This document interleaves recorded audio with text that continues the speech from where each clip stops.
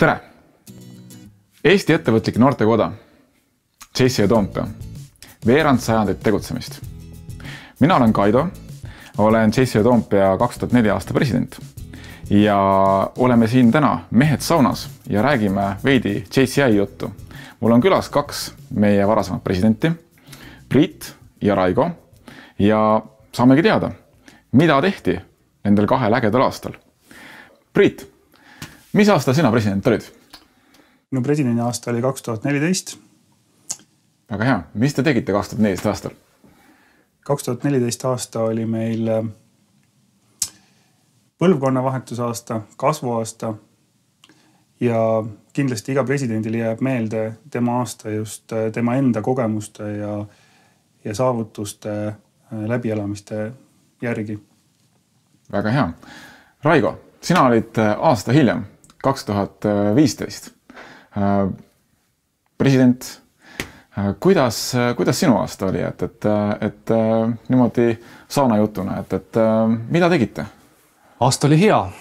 Selles mõttes, et see hoog, mida me saime sisse aastal 2014 koos Priiduga, seda me jätkasime väga usinasti 2015 ja ega me väga tempot alla ei lasknud. Tempo läks veel kiiremaks, tormakamaks ja aasta oli meeleolukas. Ja on palju asju, mida meenutada ja mäletada. Nii et tore aasta oli. Väga hea. Kuidas oli, meil on sõpruskojad, et Priit, kas tegime midagi ka Twinningu raames? 2014 ma pean seda uuesti selliseks Twinningu algusaastaks, kui vahepeal võib-olla oli natukene pausi peetud, siis sai alguse sellest, kuidas Kaido ja Raigo käisid Marienhammis juubelipeol, võttes kaasa meie huvilisi. Ja pärast seda oli juba mõtte selge, et midagi peab Twinninguga tegema. Me kutsume esile taastasime sellise ürituse nagu BOB, Battle of Baltic. Ja seekord minu idee oli, et kutsuda siis Twinningu kojad Eestisse ja näidata oma huvilistele siis Twinningu kodasid. Samamoodi oli mõte selles, et need Twinningu kojad võiksid omad Twinningud kaasa võtta, omad Twinningud, ehk siis tegelikult me võiksime nagu rahvusvahelised inimesed kutsuda nagu Eestisse. See sai alguse päris tormiliselt, et Marienham loomulikult oli meil lubanud juba siis sellel juubeliüritusel kaasa lüüa ja rootslased tulid kaasa siia. Soomlased külgi viimasel hetkel loobusid, aga hiljem nad on mitu korda seda kahetsenud. Lätlastega suhtlesime ja isegi Taani otsisime uuesti ülesse. Nüüd projektijuht Anna-Mari Joomer vedas selle projekti ilusti nagu käima ja me vedasime need välismaalased päris metsade vahele, kus karulaante vahele. Ja ma arvan, et sellesse üks unustamatu sündmus paljudele ja lükkas käima selle Twinningu ürituse niimoodi, et päris paljud kojad on kutsunud meid pärast seda enda juurde. Et ma pean Twinningut tegelikult mitte kodade vaheliseks lepinguks, vaid suheteks nagu inimeste vahel, mis tähendab seda, et need noored, kes meil olid kojas, kaasa arvatud mina, kes ei olnud nagu Twinningutest ennem nagu kohanud, said siis suhelda päris inimestega teistest kodadest ja nüüd on mul telefoninumber olemas, kui ma lähen Soome, Marienhammi või mujale, siis ma tean, kellega seal suhelda. Väga hea. Võib-olla lisaksin korra veel Priidu jutule, et tegelikult üks väga tore tegelane oli veel Boobil 2014, et meil oli tegelikult Türgist oli ka üks täitsa külaline kohal, et ära Oskuuri ära unusta, et väga tähtis tegelane oli. Nii, aga JC-s on üks aasta tuua ellu kas mõnda muutust või saada juhtimiskogemust toimetada meeskonnana. Et kuidas oli selline juhtimine või omad väljakutsed sellel aastal, et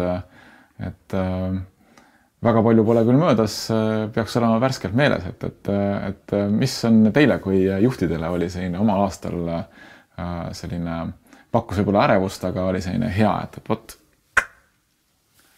Minul isiklikult tuleb kaks asja meelde. Et üks on see, et kuna mul igapäevases töö juures on hästi süke maskuliinne tööselskond, siis kojas kipub see vahekord natuke teistpidi olema.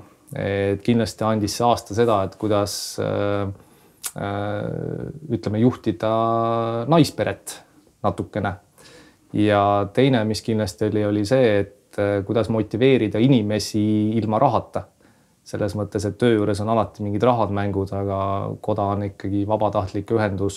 Siin sa pead leidma teised nipid ja trikid, millega hakkama saada. Et need on minu 2 asja.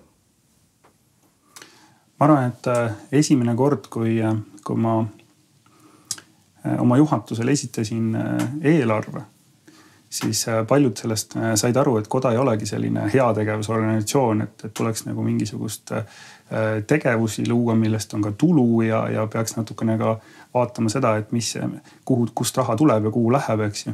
Et koda ei ole nagu selles mõttes lihtsalt selline, kus me tuleme ja oleme saunas ja oleme hästi. Aga see saunalava annab arvatavasti selle koha, kus meil tulevad ideed, et midagi ära korraldada. Ja kui me ka korraldame neid asju, siis arvatavasti loomulikult suurelt. Ja kui me suurelt, siis on ka vaja nagu finantsi selleks.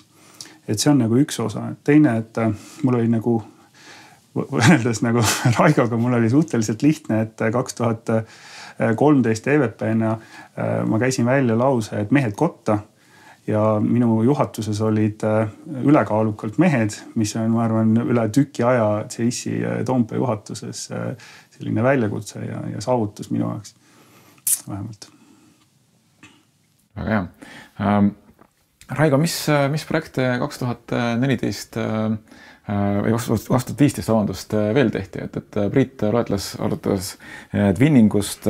Kas oli midagi ka ettevõtluse poole peal? 2015 tegelikult üks meie suur eesmärk oli natukene niimoodi arendada seda finantspoolt ja üldse seda businessi tegemist, äri tegemist. Aasta alguses kõik inimesed olid väga niimoodi poolt. Millegi pärast mõtted, ideed, mis said aasta alguses tehtud, päris nii käima ei läinud. Aga kindlasti suur asi, mis me ära tegime 2015 oli see, et me korrastasime natuke Toompea koja rahakotti. Et meie rahaline seis, ütleme nii, et seda raha oleks pidanud veidikene mõistlikumalt kasutama ja investeerima, et nagu seda siiani oli tehtud. Et see oli kindlasti üks suur finantspoole peal asi, mis meie ära tegime. Me vist hakkasime lausa,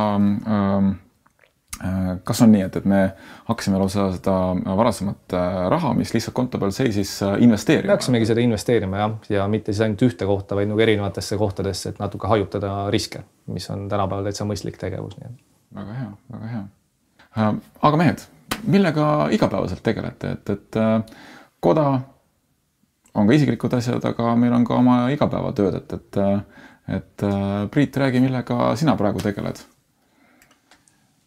Minu igapäevatöö on ABB-s. Ma olen infosüsteemide arenduse peal. Minu oskused läbi aegade ongi olnud sellised süsteemide arengused. Et ma varemalt tegelesin ka filmide ja filminduse ja väikesti televisiooniga, samas ka haridusega. Siis praegusel hetkel uued challenge'id, ma arvan, et tänu siis suuresti CCI-le, kus siis Tallinna koja nüüdne senaator, senati president eelmine aasta Merit Vassanar kutsus mind KPMG-sse tööle ja sellest sai mul nagu selline suur muutus, nii et võib selgelt öelda, et koda annab sulle päriselt selle, et sa tuled teksastega ja lähed lipsuga minema siit kojast, et tänu kojale sa saad hüppelaua kiireks arenguks. Väga hea. Raigo? Minul on igavaseks tööks tegelikult hea meenutada, et mina astusin kotta aastal 2001, sama aasta, mis sinagi. Ja samaaegselt, kui ma 2001 astusin kotta, tegelikult ma asutasin ka oma firma. Me hakkasime sõpradega nimelt autokeemiat müüma, hulgimüüki. Ja hea meel on tõdeda, et tegelikult täna siis ettevõte tähistab ka sellel aastal oma 15. sünnipäeva, nii et ma olen oma vanadele liistudele nagu ausaks jäänud, et igapäevaselt tegelen ikkagi ettevõtlusega ja ütleme siis leib ja sink tuleb lauale autokeemiast ja autokeemia hulgimüügist, nii et ei ole arenenud. Ei ole teksadega ja lipsette välja läinud, nii et aga see ettevõtluspool on väga hea, et me oleme siin varasematel aastatel kojas teinud ärifoorumeid ja ettevõtlustemaatika on üleval olnud, et see on tore, et sa ettevõtjana toimetad. Kui nüüd anda midagi järgnevatele põlvedele, praegulistele kodalastele kaasa, et see üks asi, mis annad edasi teisele, et mis see oli? Mina arvan, et tegelikult see kehtib nii iga kodalase kohta kui ka väga aktiivse kodalase kohta, kes kandideerib juhatusse ja toimetab seal, on tegelikult kaks asja. Et üks asi on see, et aeg läheb väga kiiresti. Ehk siis ükskõik, mida sa teha plaanid, siis ära lükka neid mõtteid väga pikalt edasi, et seda tuleb kohe tegema hakata. Ja teine asi on see, et kõike, mida teha, siis asja ei pea alati väga tõsiselt ka tegema, et asju saab teha hästi, aga naudinguga. Et protsessi peab nautima, mida sa teed. Et kui sa midagi ette võtad, siis tee seda nii, et sellel on kasu nii selle endale kui ka teistele. Väga hea. Priit. Kui ma ennem ütlesin, et koda ei ole nagu heategevusorganisatsioon, siis minu jaoks, ma arvan, see õppetund, mis ma nägin kojast, oli see, et kojas peab olema mitmekülgsus. Peab olema seda businessi osa, mis me 2015 üritasime nagu uuesti ellu tuua, kust tänu sellele tulid meile uusi huvilisi. Kui ka minu aastal 2014 me ei unustanud ära meie suur projekti koos kooli, mida me jätkasime küll nagu teises võtmes, aga see tõi selliseid inimesi kotta, kes ei oleks nagu businessi peale tulnud. Nii et koda ei saa olla heategevusorganisatsioon, aga koda ei taha ära unustada, et me teeme nii ettevõtlust kui ka heategevust, kui ka muud väljundeid inimestele, kes tahavad midagi suurt ära teha.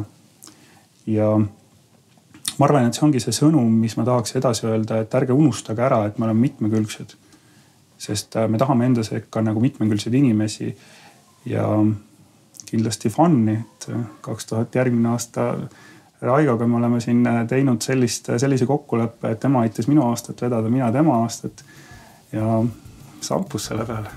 Aga selle koha pealt ongi paras aeg lõpetada, et Toompea kojas on olnud nii asjalikke asju kui ka fun'imaid, aga päeva lõpuks, et CSV Toompea valiti 2015 aastal Eesti parimaks kojaks.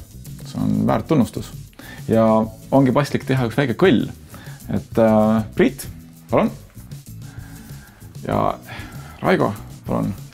Aitäh teile selle ägeda intervjuu eest ja kohtume järgmistel CSV üritustel. Aitäh!